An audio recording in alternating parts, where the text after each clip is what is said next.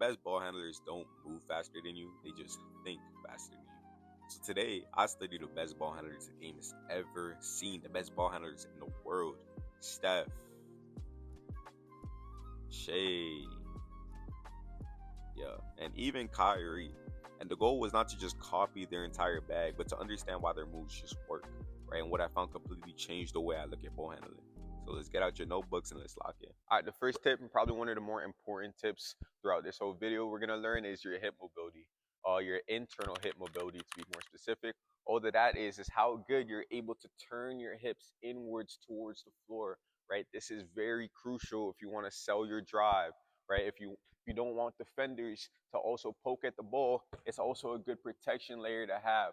The lower person on a basketball floor always wins. So this is challenging how low you can go. A lot of you guys want to become shifty and better ball handlers, but you guys just are stuck playing at the same height, playing at the same rhythm, right? There's no type of change of heights and there's no type of change of movements because you guys don't, simply putting it, you guys don't have strength in your hips. Your focus and your goal should be to incorporate drills that just mimic the inward hip rotation.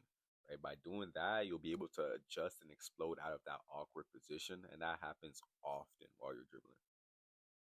All right, now the second tip, right, is just gonna be to get outside of your defender's frame. I have these two cones set up just to mimic my defender's feet when they're guarding me in a straightforward stance. Where a lot of you guys like to come down the court, da da da da da, and you're gonna try to beat your defender but you're just staying stationary. He's not gonna feel threatened at all, right? Because he just has to stay still. He just has to follow or stay in between your legs. So what you have to do is try to get out of his frame.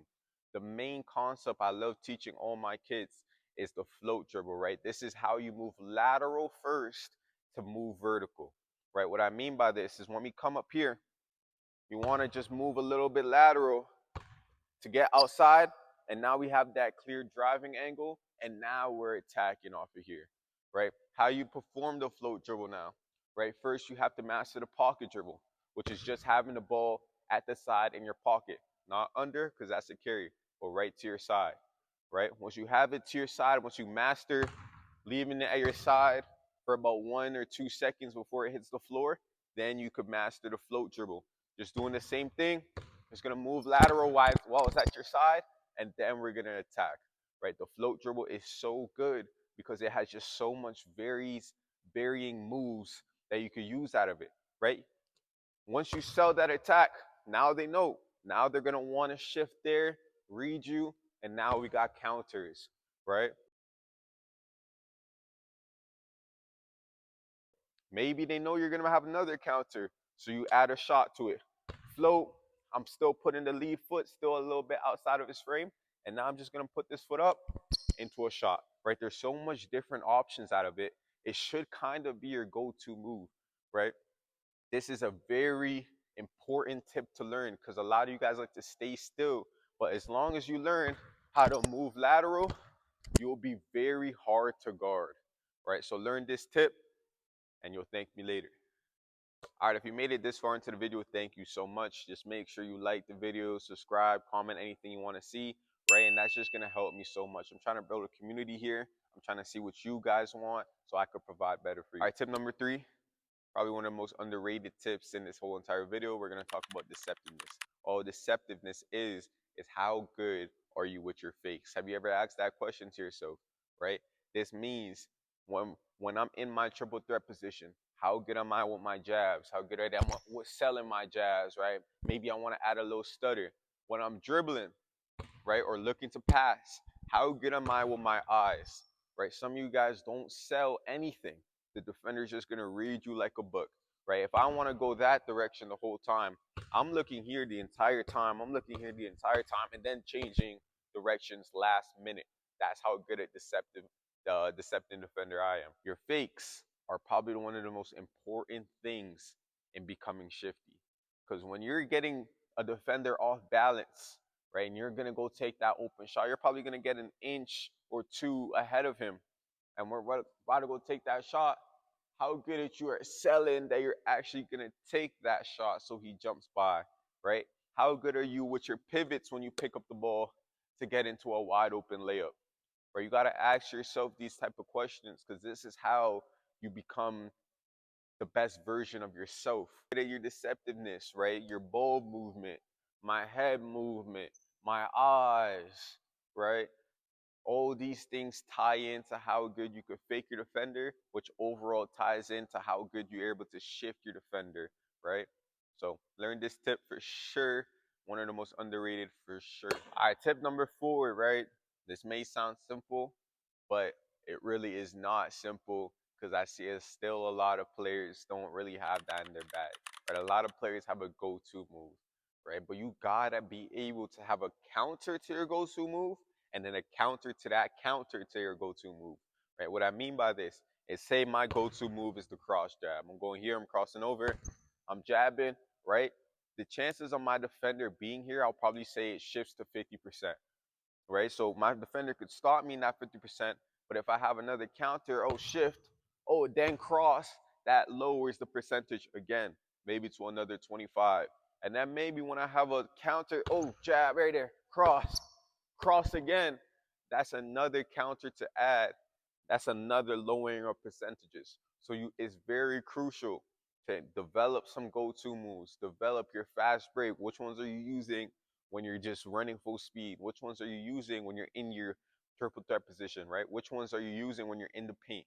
And then develop a counter and then another counter to on top of that, right? You just develop in your bag, right? You don't have to be learning, oh, let me learn this move, let me learn that move, let me copy this player, let me copy that player. Just learn a go-to move and then learn multiple counters to go to it if it gets stopped, right? Very simple tip, but very difficult for players to concept, right?